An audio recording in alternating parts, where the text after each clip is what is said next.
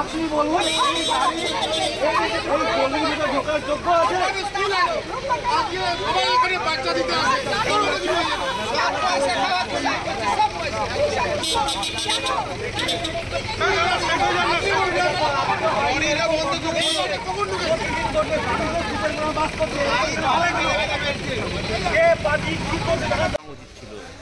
ওরা দেখতেই পাইনি যে গাড়ি বা কেউ রাস্তা পার হয়ে নাকি এদিকে আসছিল বা এদিকে যাচ্ছিল, যে কোনো একদিকে হবে, বুঝলি তো?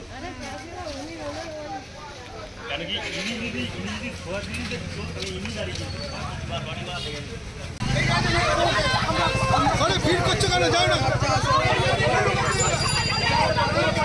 উনি একটু ডাক্তার দেখাতে যাবেন, উনি সেই জন্য বাড়ির মন্দিরে ঠাকুর মন্দিরে প্রণাম করতে এসেছিলেন সকালবেলায়।